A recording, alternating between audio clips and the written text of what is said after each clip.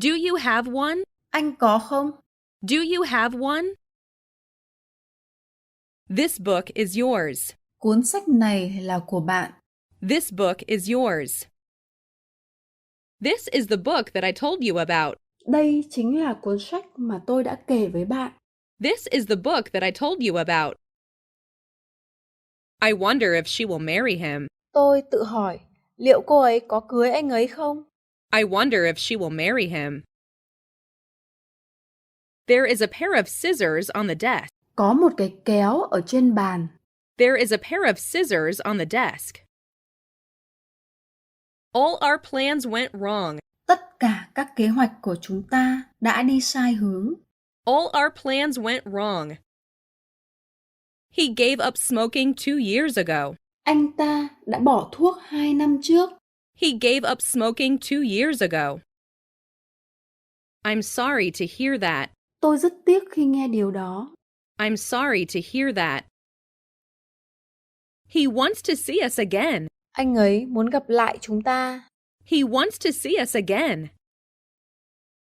He is said to be a good doctor. Nghe nói rằng anh ta là một bác sĩ giỏi. He is said to be a good doctor. The meeting, in short, was a waste of time. Cuộc họp, ngắn gọn mà nói, là một sự lãng phí thời gian. The meeting, in short, was a waste of time. I have to go now. Tôi phải đi bây giờ. I have to go now. Not all children like apples. Không phải tất cả trẻ con đều thích táo. Not all children like apples. Mary can dance well. Mary có thể nhảy rất đẹp. Mary can dance well. They were listening to the radio. Họ đang nghe đài. They were listening to the radio. He is a clever boy. Cậu ta là một cậu bé thông minh. He is a clever boy. How unlucky I am. Tôi thật là đen đủi. How unlucky I am. I am going to buy a new car. Tôi sẽ mua một chiếc ô tô mới. I am going to buy a new car. I slept 9 hours. Tôi đã ngủ 9 tiếng. I slept 9 hours. I had all my clothes washed by my mother. Tôi đã nhờ mẹ giặt tất cả quần áo của mình. I had all my clothes washed by my mother. If only I could speak English. Giá như mà tôi có thể nói tiếng Anh. If only I could speak English. I'm waiting for the bus. Tôi đang đợi xe buýt. I'm waiting for the bus. The cat is very cute. Con mèo rất dễ thương. The cat is very cute. He is very depressed. Anh ấy bị trầm cảm. He is very depressed. He is her friend. Anh ấy là bạn của cô ấy. He is her friend. Add a little sugar and cream. Cho một ít đường và kem. Add a little sugar and cream. It's on the 8th floor. Nó ở trên tầng 8. It's on the 8th floor. I can't help crying. Tôi không thể dừng khóc. I can't help crying. The plane flew over the mountain. Máy bay đã bay qua núi. The plane flew over the mountain. Where is the end of this line? Hàng này kết thúc ở đâu? Where is the end of this line? I often see him. Tôi thường gặp anh ấy. I often see him.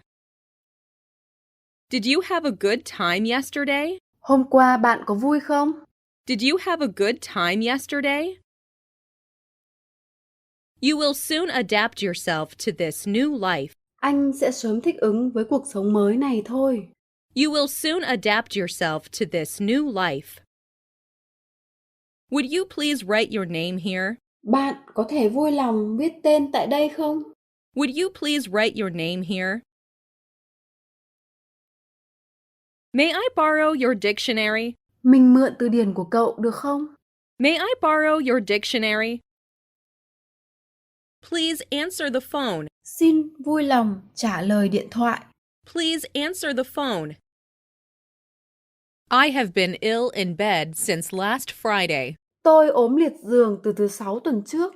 I have been ill in bed since last Friday. The pain was terrible. Cơn đau ấy thật khủng khiếp. The pain was terrible. This is a book. Đây là một quyển sách. This is a book. That kind of dress is now in fashion. Kiểu váy này đang là mốt hiện nay. That kind of dress is now in fashion.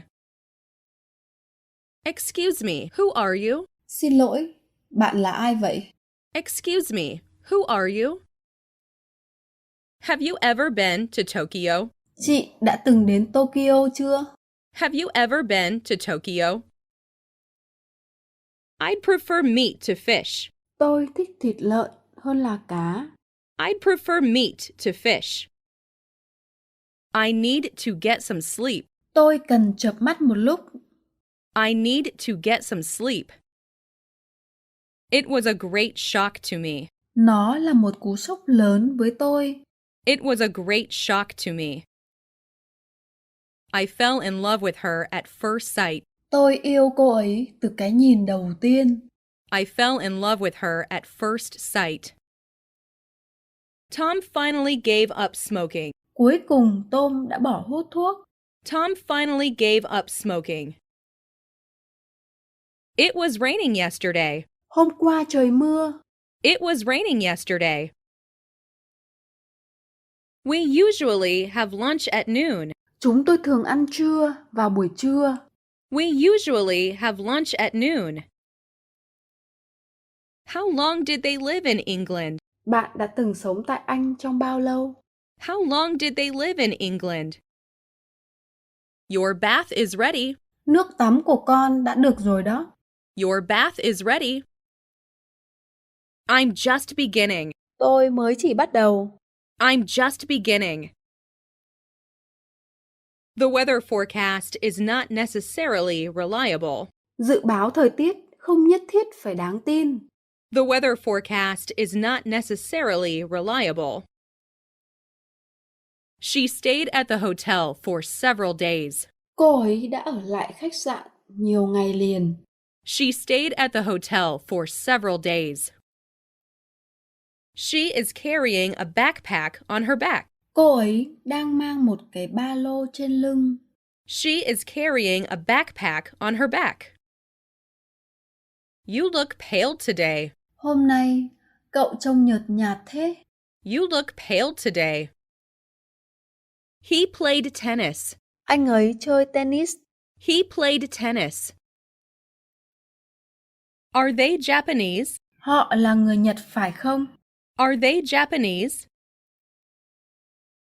I'll do my best. Anh sẽ cố hết sức. I'll do my best. She has a daughter who is a pianist. Bà ấy có một cô con gái là nghệ sĩ dương cầm. She has a daughter who is a pianist. He has a very expensive watch. Anh ấy có một cái đồng hồ đắt tiền. He has a very expensive watch. She doesn't understand me either. Cô ấy cũng không hiểu tôi. She doesn't understand me either. This house has 2 bathrooms. Căn nhà này có 2 phòng tắm. This house has 2 bathrooms. My sister takes piano lessons twice a week. Chị tôi học piano 2 buổi mỗi tuần. My sister takes piano lessons twice a week. He doesn't seem to be an American. Anh ấy có vẻ không phải là người Mỹ. He doesn't seem to be an American. My brother sends you his regards. Anh trai tôi gửi lời hỏi thăm đến anh. My brother sends you his regards. Stay home so that you can answer the phone. Hãy ở nhà để có thể trả lời điện thoại. Stay home so that you can answer the phone. How did you make it? Cậu đã làm nó như thế nào đấy? How did you make it? Let's split the bill. Hãy chia số tiền cần thanh toán. Let's split the bill.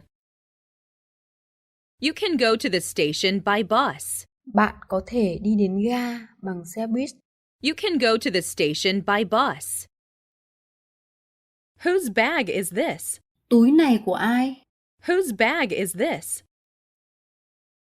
Give me a hand with this bag. Giúp tôi một tay với chiếc túi này nào. Give me a hand with this bag.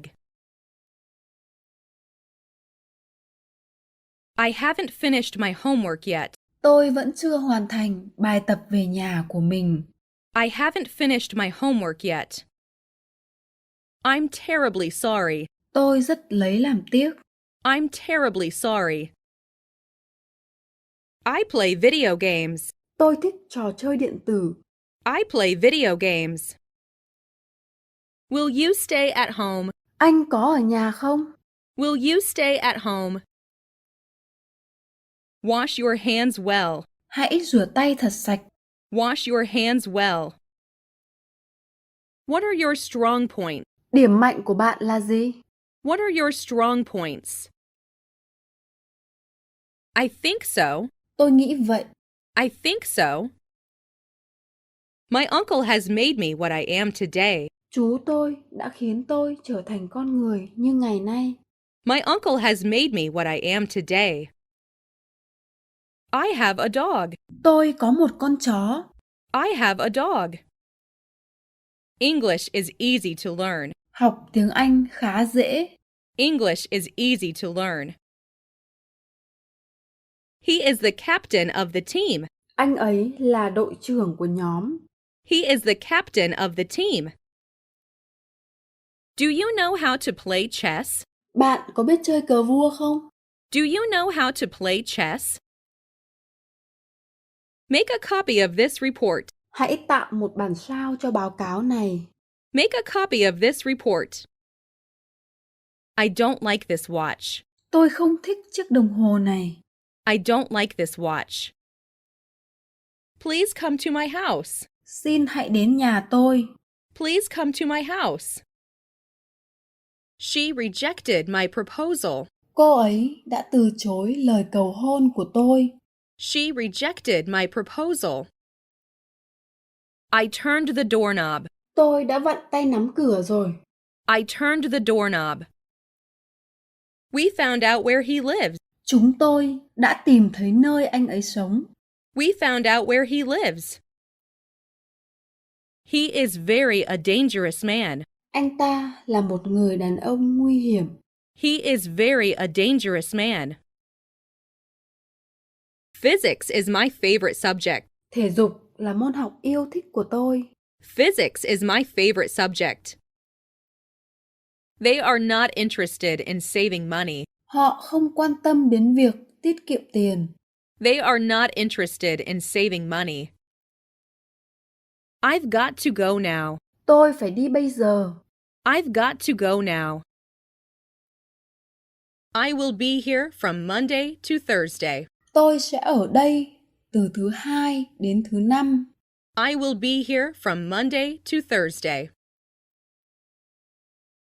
He is eating. Anh ấy đang ăn. He is eating. He is always with me. Anh ấy luôn ở bên tôi. He is always with me. Is there a supermarket near here? Có cái siêu thị nào gần đây không ạ? Is there a supermarket near here? Ask him when the next plane leaves. Hỏi anh ấy khi nào chuyến bay tiếp theo khởi hành. Ask him when the next plane leaves. I'll wait for you. Tôi sẽ chờ bạn. I'll wait for you. Where's the restroom? Phòng vệ sinh ở đâu ạ? Where's the restroom? I love this picture. Tôi thích bức tranh này. I love this picture. I'm afraid it will rain. Tôi lo rằng trời sẽ mưa đấy. I'm afraid it will rain. They greeted me with a smile. Họ đã chào tôi bằng một nụ cười. They greeted me with a smile. I will do it myself. Em sẽ tự làm. I will do it myself.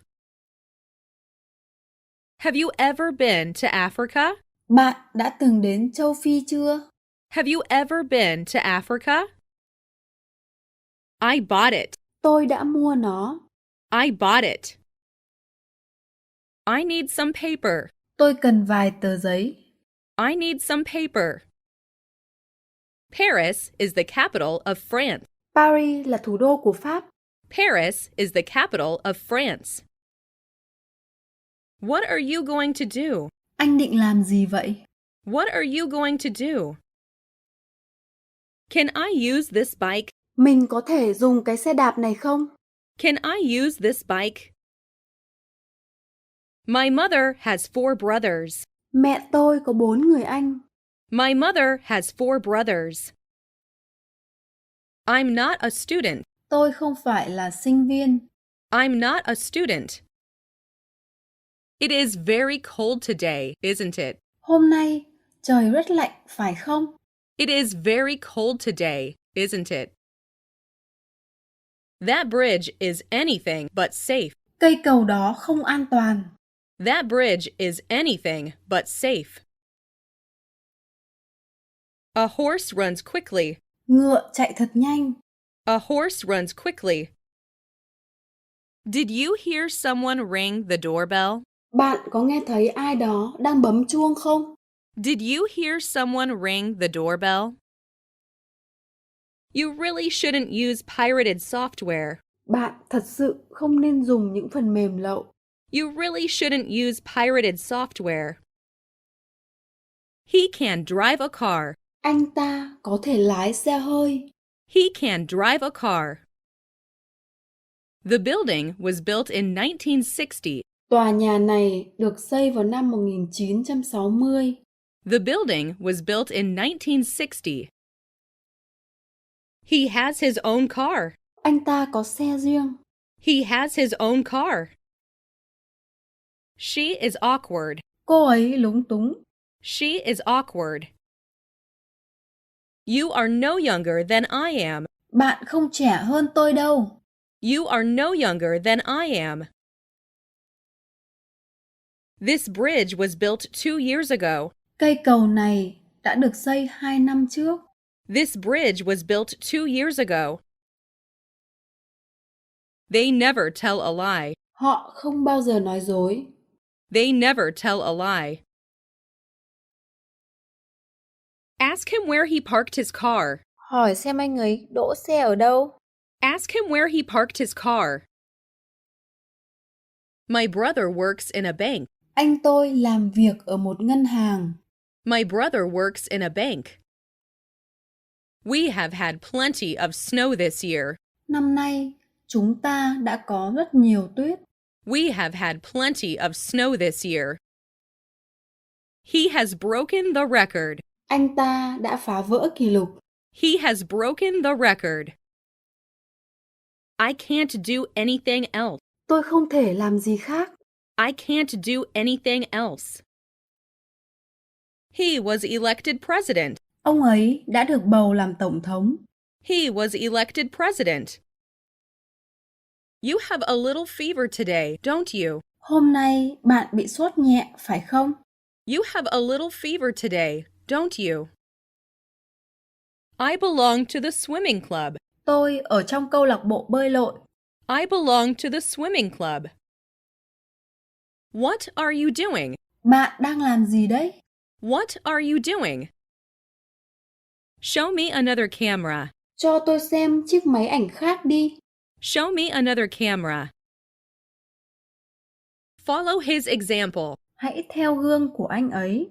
Follow his example. We didn't know what to do. Chúng tôi không biết phải làm gì. We didn't know what to do. He writes books.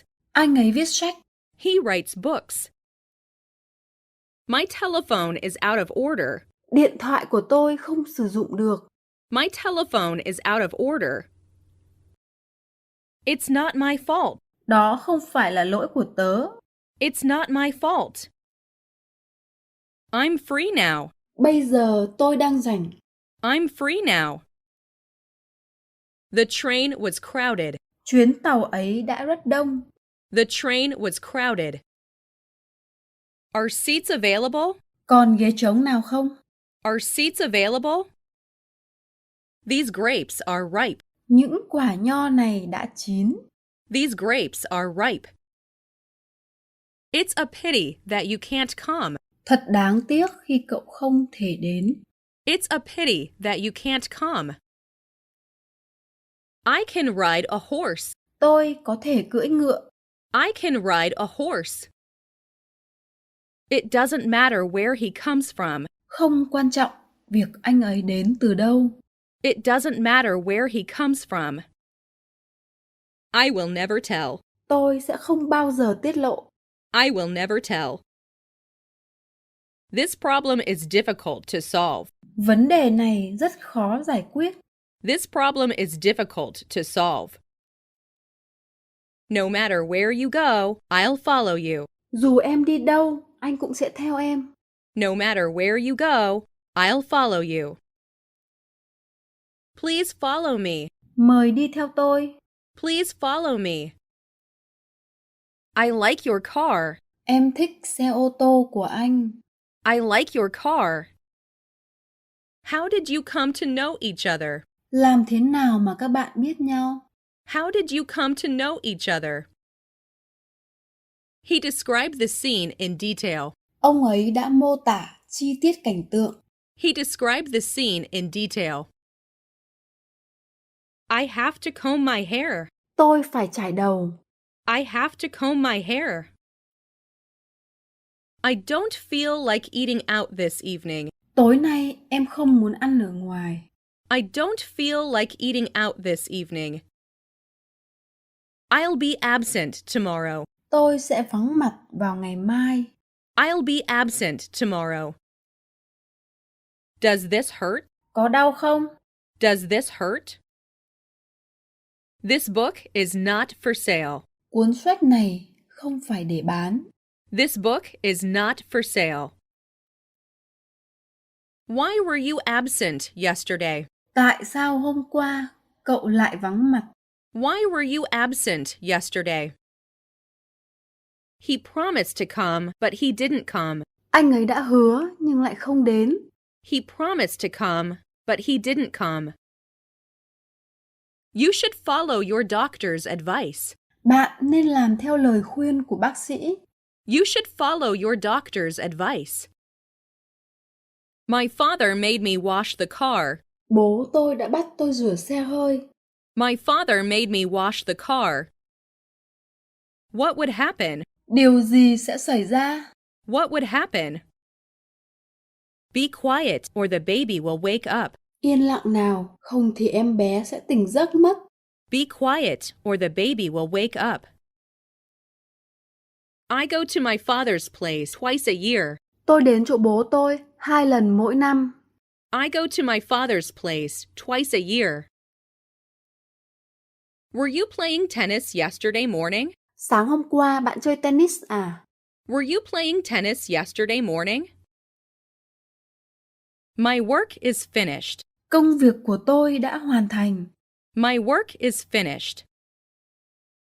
I can't stop laughing. Tôi không thể ngừng cười. I can't stop laughing.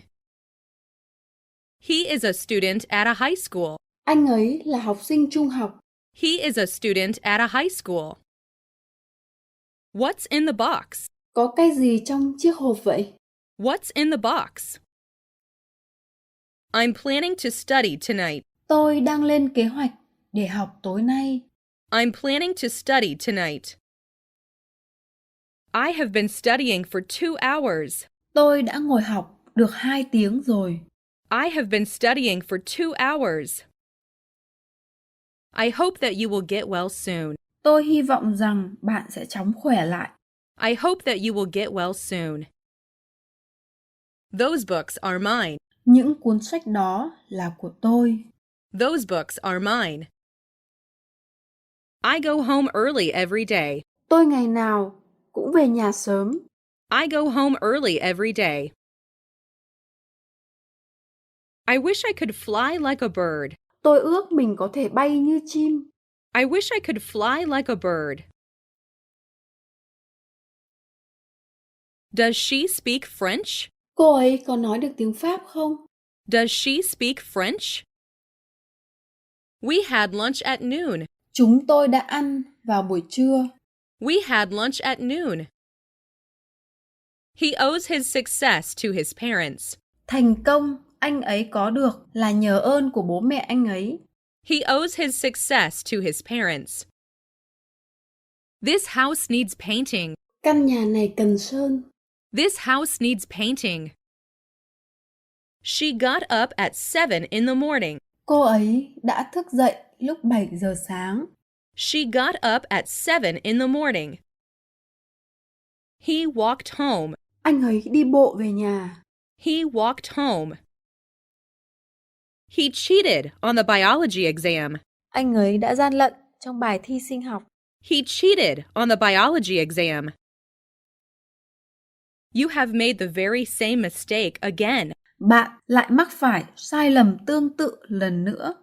You have made the very same mistake again. I can't do it. Tôi không thể làm được. I can't do it. The boy is kind. Cậu bé này thật là tốt bụng. The boy is kind. My sister is shorter than you.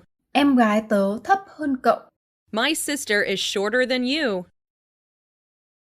I want to talk to you. Anh muốn nói chuyện với em. I want to talk to you. Will you please call me this evening? Bạn có thể gọi cho mình tối nay được không? Will you please call me this evening? Every student has access to the library. Mọi sinh viên đều được đến thư viện. Every student has access to the library. You left your lights on. Bạn đã để đèn của bạn sáng. You left your lights on. I need first aid. Tôi cần được sơ cứu. I need first aid. Her books sell pretty well. Sách của cô ấy bán khá tốt. Her books sell pretty well. Do you know the reason? Bạn có biết lý do không? Do you know the reason? How's the weather in New York? Thời tiết ở New York thế nào? How's the weather in New York? I usually take a bath before going to bed. Tôi thường tắm trước khi đi ngủ. I usually take a bath before going to bed. Hey, where are you going? Này, cậu đang đi đâu đấy? Hey, where are you going?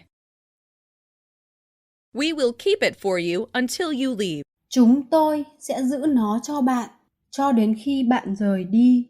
We will keep it for you until you leave. Plants die without water. Cây sẽ chết nếu thiếu nước. Plants die without water. I visited the village where he was born. Tôi đã đến thăm ngôi làng nơi anh ấy sinh ra. I visited the village where he was born. I'm from Tokyo. Tôi đến từ Tokyo. I'm from Tokyo. Are you new here? Cậu là người mới hả? Are you new here? I'm not busy. Tôi đang rảnh. I'm not busy. He got angry. Anh ấy tức giận. He got angry. A sponge absorbs water. Miếng bọt biển hút nước. A sponge absorbs water. I don't know French. Tôi không biết tiếng Pháp. I don't know French. Have you called her yet? Em gọi cho cô ấy chưa? Have you called her yet? I didn't take part in the conversation. Tôi đã không tham gia vào cuộc trò chuyện. I didn't take part in the conversation. We are the first to arrive. Chúng tôi là những người đến đầu tiên. We are the first to arrive. Nothing is missing. Không thiếu gì cả. Nothing is missing. I don't know whether to turn left or right. Tôi không rõ rằng mình nên rẽ trái hay rẽ phải. I don't know whether to turn left or right. How many books do you have? Bạn có bao nhiêu quyển sách? How many books do you have? Is it still raining? Trời vẫn mưa à? Is it still raining? She kicked the door. Cô ấy đá vào cửa. She kicked the door. What's your daughter's name? Tên con gái anh là gì? What's your daughter's name? Where do you want to go? Em muốn đi đâu? Where do you want to go? I wish our classroom were air-conditioned. Mình ước lớp học của bọn mình có điều hòa. I wish our classroom were air-conditioned. Your dreams have come true. Giấc mơ của bạn đã thành hiện thực. Your dreams have come true. It's the 3rd of October. Đây là ngày mùng 3 tháng 10. It's the 3rd of October. I saw him just now. Tôi vừa thấy anh ấy. I saw him just now. Can you speak French? Bạn có thể nói tiếng Pháp không? Can you speak French? He sent a card to Mary. Anh ấy đã gửi một tấm thiệp cho Mary. He sent a card to Mary. He overcame many difficulties. Anh ấy đã vượt qua nhiều khó khăn. He overcame many difficulties. We've already done our work. Chúng tôi đã hoàn thành phần việc của mình. We've already done our work. I'm gaining weight. Tớ đang tăng cân. I'm gaining weight. He was busy yesterday afternoon. Chiều hôm qua anh ấy bận. He was busy yesterday afternoon. He wakes up early. Anh ấy thức dậy sớm. He wakes up early. Count me in. Tính cả tôi vào nhé. Count me in. That's his specialty. Đấy là chuyên môn của anh ấy. That's his specialty. My father's hobby is fishing. Sở thích của cha tôi là câu cá. My father's hobby is fishing. I like that young man. Tôi thích anh chàng đó. I like that young man. It's your turn to sing. Đến lượt bạn hát. It's your turn to sing. She runs faster than I do. Cô ấy chạy nhanh hơn tôi. She runs faster than I do. I usually eat out. Tôi thường ăn ngoài. I usually eat out. Keep this money for me. Giữ số tiền này cho tôi. Keep this money for me. What are you interested in? Bạn có hứng thú với điều gì? What are you interested in? The milk tastes sour. Sữa có vị chua. The milk tastes sour. Whose shoes are these? Giày của ai vậy? Whose shoes are these? I'm glad you enjoyed it. Tôi mừng vì cô thích nó. I'm glad you enjoyed it. This shirt is too small for me to wear. Chiếc áo này quá nhỏ để tôi có thể mặc vừa. This shirt is too small for me to wear. She has just turned 12. Cô ấy vừa bước sang tuổi 12. She has just turned 12. Is this your first trip abroad? Đây là lần đầu tiên cô đi nước ngoài à? Is this your first trip abroad? Anybody can do that. Ai cũng có thể làm được như vậy. Anybody can do that. He ran as fast as he could. Anh ấy đã chạy nhanh hết mức có thể. He ran as fast as he could. Here is my bicycle. Đây là xe đạp của tôi. Here is my bicycle. What is in this box? Có gì trong cái hộp này? What is in this box? She plays the guitar. Cô ấy chơi guitar. She plays the guitar. He died recently. Ông ấy mới mất gần đây. He died recently. His answer is different from mine. Câu trả lời của anh ấy khác tôi. His answer is different from mine. I object to her going there alone. Tôi phản đối việc cô ấy đi đến đó một mình. I object to her going there alone. He didn't answer my question. Anh ấy vẫn chưa trả lời câu hỏi của tôi. He didn't answer my question. The shop was closed when I went there. Khi tôi đến đó, cửa hàng đã đóng cửa. The shop was closed when I went there. I'll call again later. Tôi sẽ gọi lại sau. I'll call again later. I must return home within a week. Tôi phải về nhà trong tuần này. I must return home within a week. I'd like to see the doctor soon. Tôi mong được gặp bác sĩ sớm. I'd like to see the doctor soon. Put that in writing. Viết ra đi. Put that in writing. Shut your mouth. Đừng nói nữa. Shut your mouth. Tom likes to play baseball. Tom thích chơi bóng chày. Tom likes to play baseball. He is introverted. Anh ấy là người sống nội tâm. He is introverted. We would like to stay here tonight. Chúng tôi muốn ở lại đây tối nay. We would like to stay here tonight. Don't forget to write to me. Đừng quên viết thư cho tôi nhé. Don't forget to write to me. It tasted sweet. Nó có vị ngọt. It tasted sweet. He has got a good camera. Anh ấy có một cái máy ảnh tốt. He has got a good camera. I'll come back. Tôi sẽ quay lại. I'll come back. What does she have? Cô ấy có cái gì vậy? What does she have? I awoke from a dream. Tôi đã tỉnh giấc sau một giấc mơ. I awoke from a dream. Who broke the vase? Ai đã làm vỡ lọ hoa? Who broke the vase? Answer the phone. Hãy nghe điện thoại đi. Answer the phone. The girl resembles her mother. Cô gái này giống mẹ mình. The girl resembles her mother. We had a very hot summer this year. Mùa hè năm nay rất nóng. We had a very hot summer this year. You made a wise choice.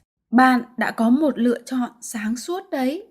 You made a wise choice. You're a genius. Bạn đúng là thiên tài. You're a genius. I would like you to come with me. Mình muốn cậu đi với mình. I would like you to come with me. I called for help. Tôi đã gọi trợ giúp. I called for help. Who will look after your dog? Ai sẽ chăm sóc con chó của bạn? Who will look after your dog? These products are selling like hotcakes. Những sản phẩm này bán rất chạy. These products are selling like hotcakes. I'm not always at home on Sundays. Tôi không thường ở nhà vào ngày Chủ nhật. I'm not always at home on Sundays. What time did you arrive there? Bạn đến đó lúc mấy giờ? What time did you arrive there? He was born in Africa. Anh ấy sinh ra ở châu Phi. He was born in Africa. Here's some water. Nước đây. Here's some water. Get me a chair, please. Làm ơn lấy cho tôi cái ghế. Get me a chair, please. He is afraid of becoming sick. Anh ấy sợ bị ốm. He is afraid of becoming sick. Leave me alone, please. Hãy để tôi yên một mình. Làm ơn. Leave me alone, please. She adores cats. Cô ấy yêu mèo. She adores cats. It was so dark that they could hardly see. Họ gần như không nhìn thấy gì vì quá tối. It was so dark that they could hardly see. Are you busy now? Hiện tại bạn có bận không? Are you busy now? I helped her wash dishes. Tôi đã giúp bà ấy rửa bát. I helped her wash dishes. I am tired of reading. Tôi chán đọc rồi. I am tired of reading. How old is your grandfather? Ông của cậu bao nhiêu tuổi? How old is your grandfather? Which company do you work for? Anh làm việc cho công ty nào vậy? Which company do you work for? I want to send this letter to Japan. Tôi muốn gửi thư này đến Nhật Bản. I want to send this letter to Japan.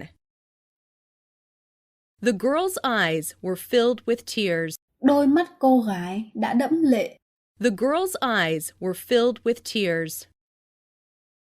I raised my hand to ask a question. Tôi đã giơ tay để hỏi một câu. I raised my hand to ask a question. Is the dog swimming? Con chó đang bơi à? Is the dog swimming? It's unusual for him to get up early. Việc anh ấy dậy sớm thật khác thường. It's unusual for him to get up early. Tom likes swimming. Tom thích bơi lội. Tom likes swimming. You'll get well soon. Bạn sẽ chóng khỏe thôi. You'll get well soon. There are many words that I don't understand. Có rất nhiều từ mà tôi không hiểu. There are many words that I don't understand. I'm tired now. Bây giờ chị mệt rồi. I'm tired now. Not all of us can speak English. Không phải tất cả chúng ta đều có thể nói tiếng Anh. Not all of us can speak English. You must keep your room clean. Cậu phải giữ phòng của cậu sạch sẽ.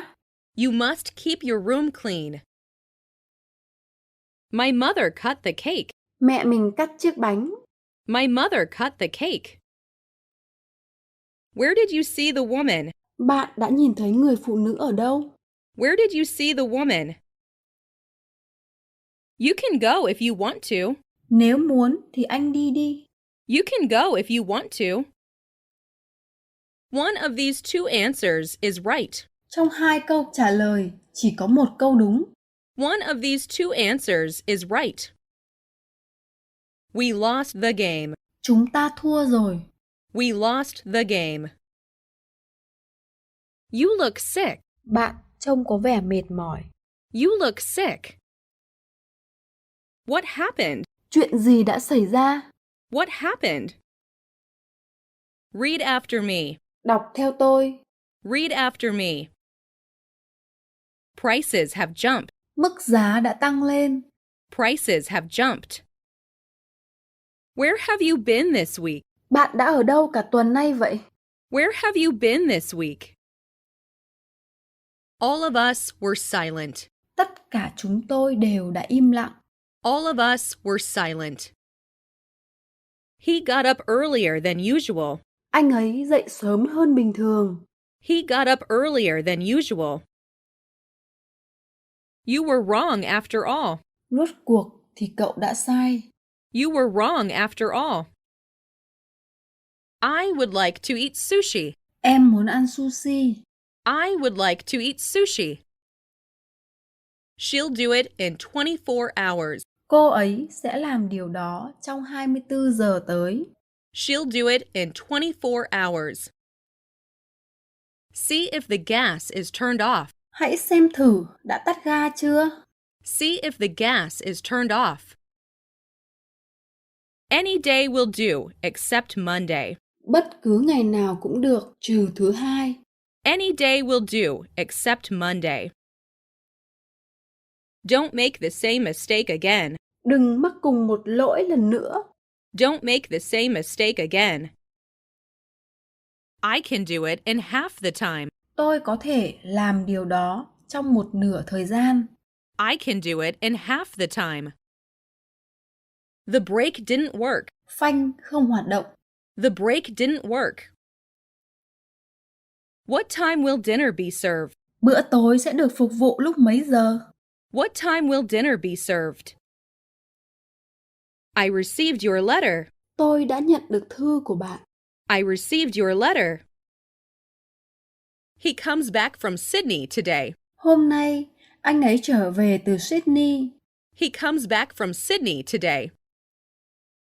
Tom goes to school on foot. Tom đi bộ đi học. Tom goes to school on foot.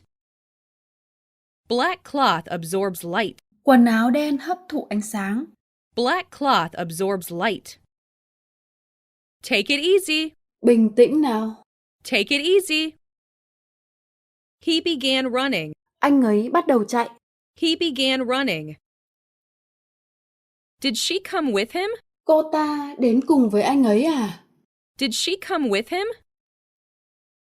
That boy is running. Cậu bé đang chạy. That boy is running. Will you show me your photo album? Cậu sẽ cho tớ xem album ảnh của cậu chứ? Will you show me your photo album? We will never agree. Chúng tôi sẽ không bao giờ đồng ý. We will never agree. He seemed to have been very happy. Anh ta trông có vẻ như đang rất hạnh phúc. He seemed to have been very happy. I don't like to speak in public. Tôi không thích nói chuyện tại nơi công cộng.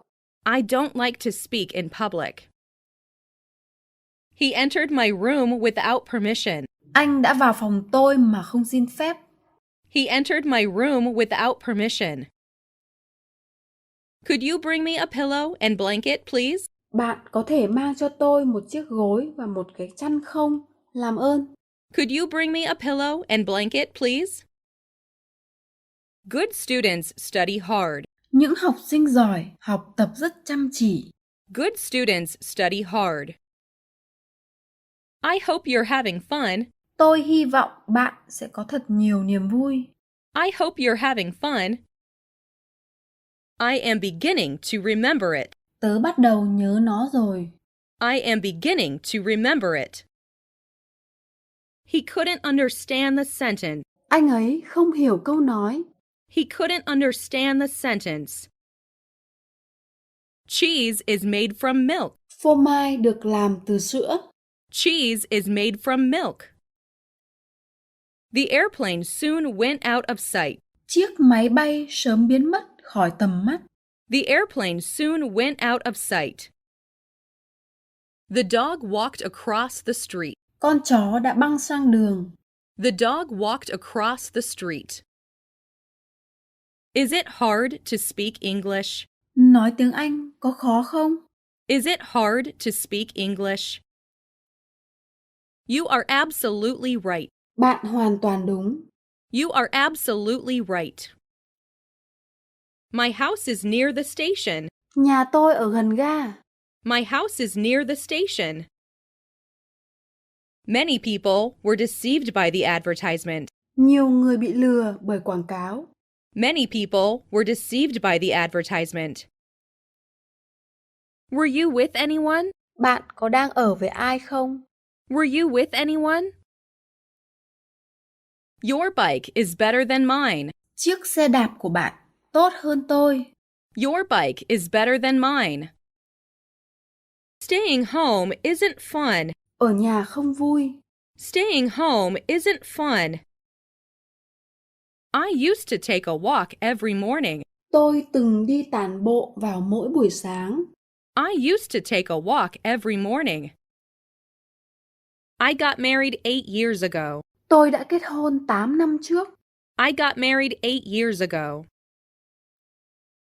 He has been studying for 2 hours. Anh ấy đã học được 2 tiếng rồi. He has been studying for 2 hours.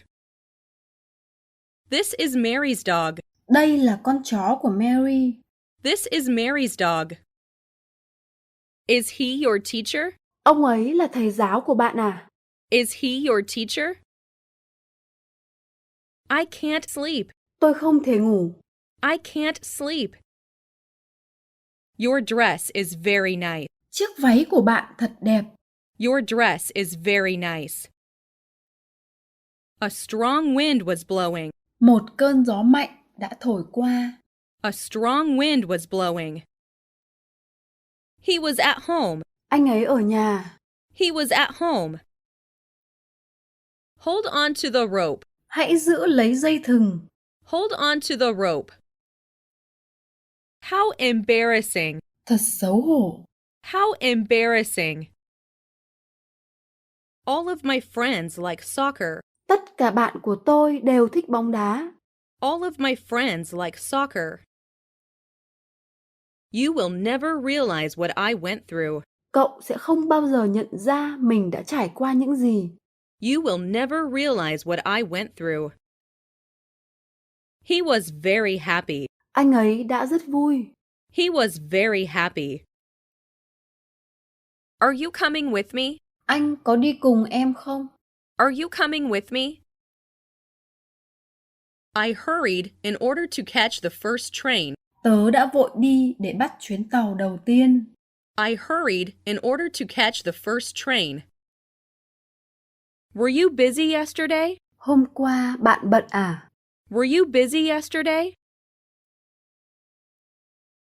Would you like me to help you? Anh có cần em giúp không? Would you like me to help you? The kid got hurt. Đứa trẻ đã bị thương. The kid got hurt.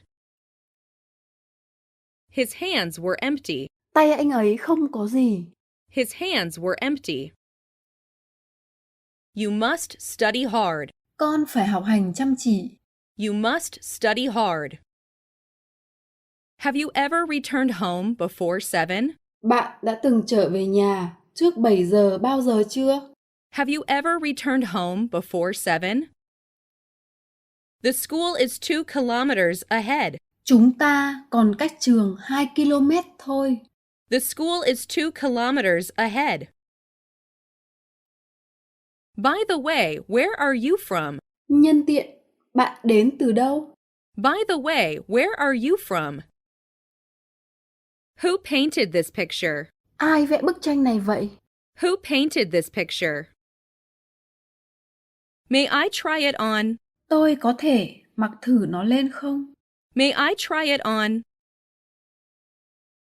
I know none of them. Tôi không biết ai trong số họ cả.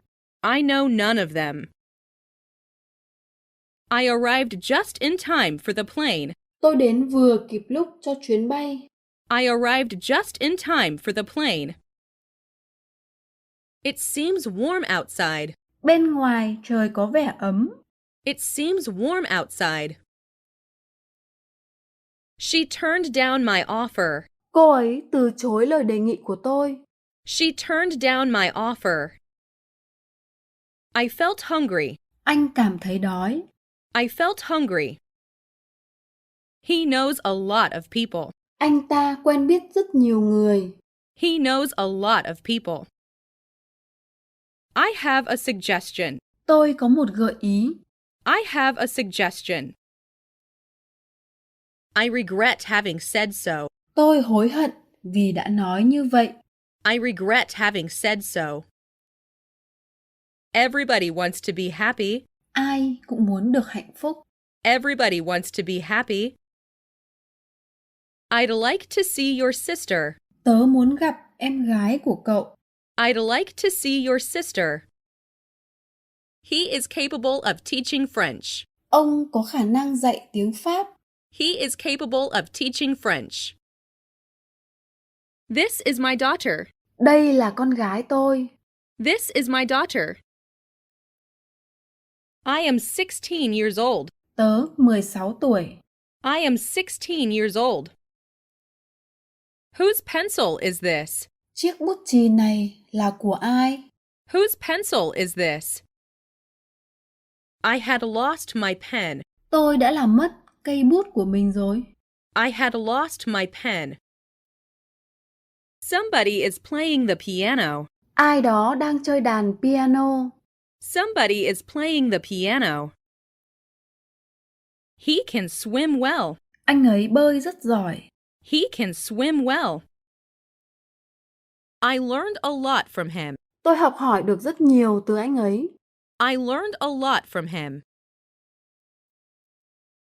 Has the movie started yet? Bộ phim đã bắt đầu chưa?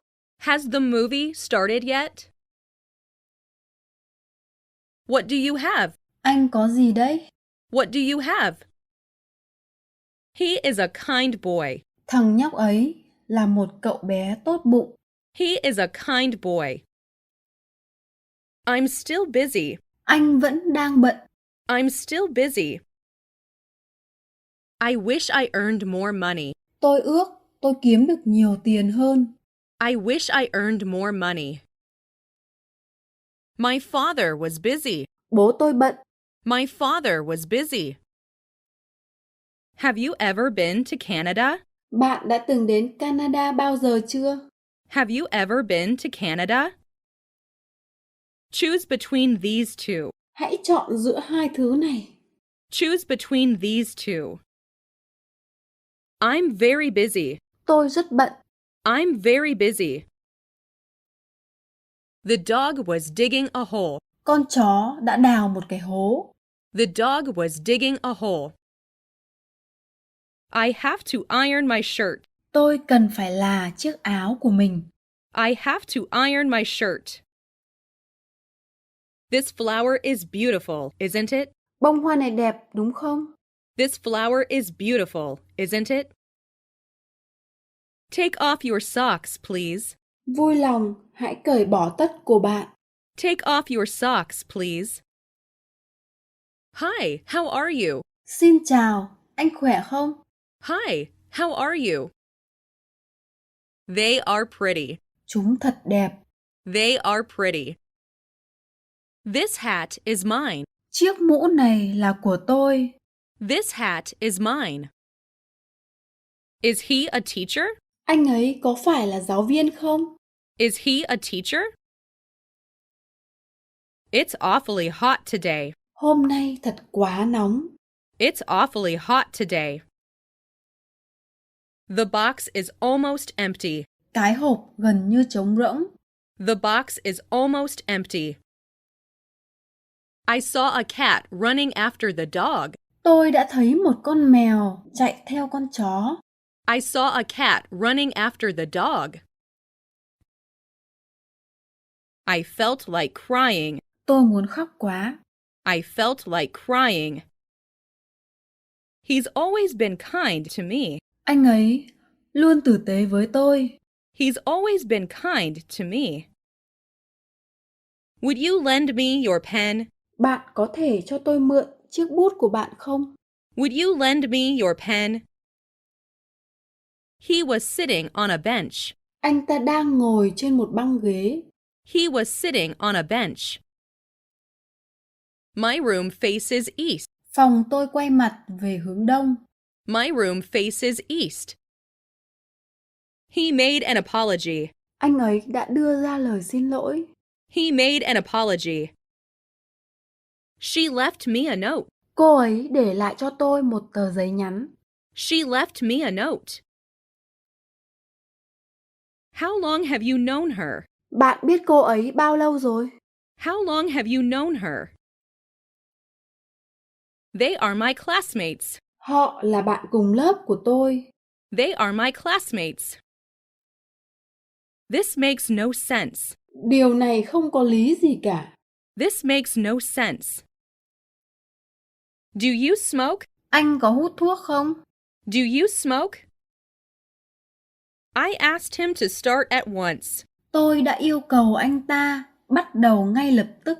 I asked him to start at once. I have an allergy to milk. Tôi bị dị ứng với sữa. I have an allergy to milk. Why are you so angry with him? Tại sao bạn lại tức giận với anh ấy? Why are you so angry with him? His aunt looks young. Cô của cậu ấy trông thật trẻ. His aunt looks young. Few students knew his name. Rất ít sinh viên biết tên anh ấy. Few students knew his name. He is popular among us. Anh ấy nổi tiếng đối với chúng ta. He is popular among us. You know quite a lot about sumo. Bạn hiểu khá rõ về sumo nhỉ? You know quite a lot about sumo. You can do it, can't you? Bạn có thể làm được phải không? You can do it, can't you?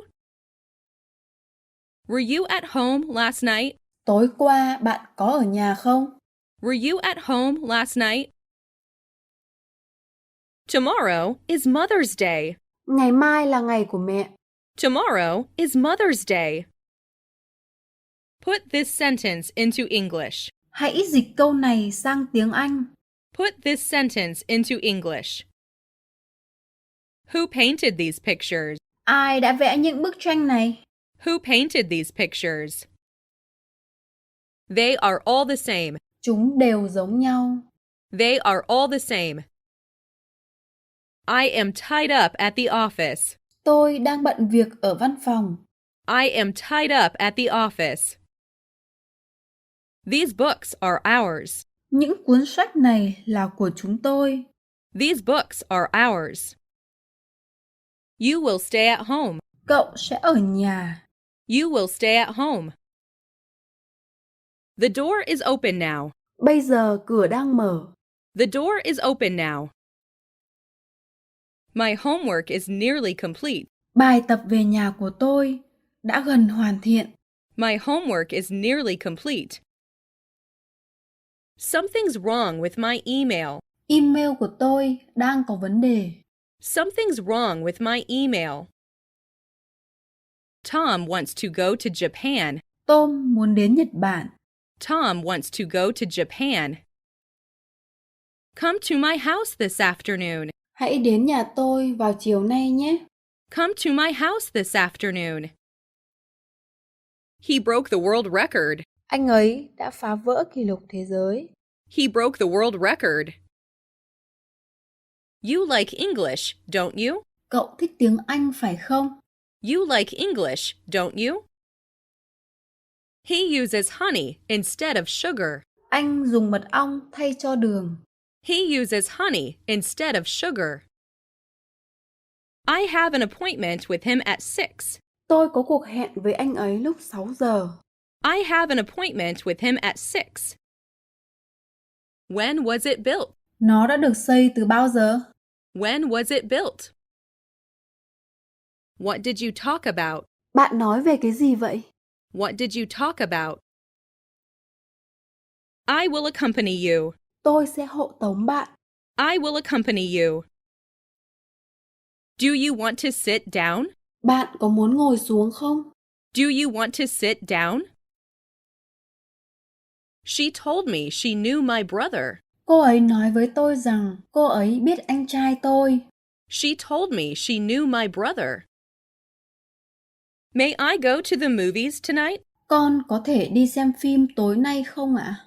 May I go to the movies tonight?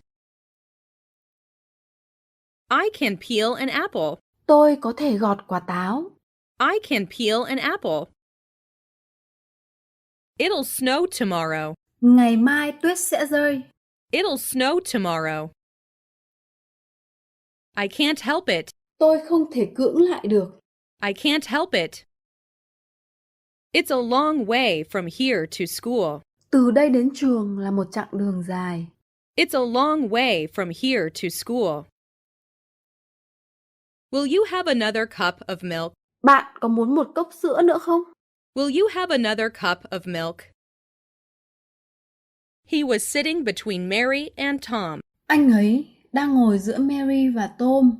He was sitting between Mary and Tom. She is a wealthy woman. Cô ấy là người phụ nữ giàu có. She is a wealthy woman. He is stronger than I am. Anh ta khỏe hơn tôi đấy. He is stronger than I am.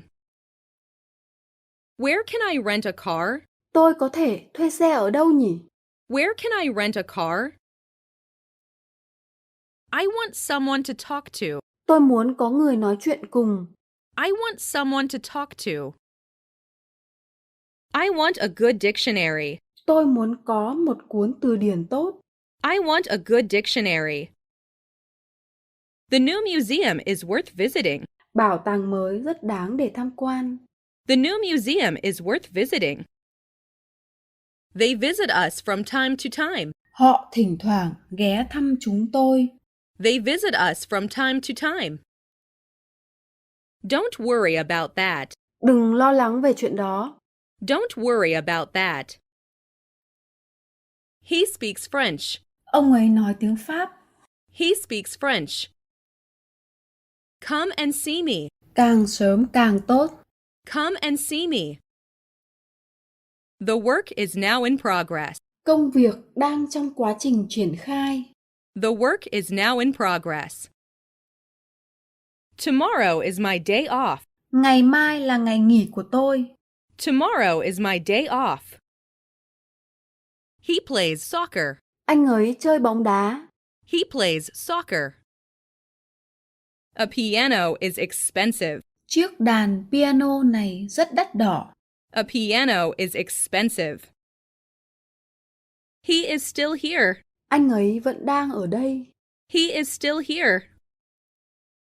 They have their own troubles. Họ có vấn đề của riêng mình. They have their own troubles. I'm coming. Tôi đến đây. I'm coming. Do they sell notebooks at that store? Họ có bán vở ở cửa hàng đó không? Do they sell notebooks at that store? The girl resembled her mother. Cô bé giống mẹ mình. The girl resembled her mother. We thought that you were married. Chúng tớ nghĩ rằng cậu đã kết hôn. We thought that you were married. What is the difference between A and B? Sự khác biệt giữa A và B là gì? What is the difference between A and B? Let me see it. Cho tôi xem nào. Let me see it. He ran out of money. Anh ấy đã hết tiền rồi. He ran out of money. I am counting on you. Tôi trông cậy vào bạn. I am counting on you. Where will you have lunch today? Hôm nay bạn sẽ ăn trưa ở đâu? Where will you have lunch today? By the way, are you free this afternoon? Nhân tiện, chiều nay bạn có rảnh không? By the way, are you free this afternoon? I can't swim. Tớ không biết bơi. I can't swim. Time is the most precious thing. Thời gian là thứ quý giá nhất. Time is the most precious thing. I will give it to you. Tớ sẽ đưa nó cho cậu. I will give it to you. Never tell a lie. Đừng bao giờ nói dối. Never tell a lie. The boy tried moving the heavy sofa. Cậu bé cố gắng di chuyển cái ghế sofa nặng. The boy tried moving the heavy sofa. Don't change your mind. Đừng đổi ý. Don't change your mind. I have no money to buy the dictionary. Tôi không có tiền để mua từ điển. I have no money to buy the dictionary. He grows rice. Anh ấy trồng lúa. He grows rice. Please take one. Làm ơn lấy một cái. Please take one. I lost my watch. Tôi bị mất đồng hồ. I lost my watch. I hope my dream will come true. Tôi hy vọng rằng giấc mơ của mình sẽ trở thành sự thật. I hope my dream will come true.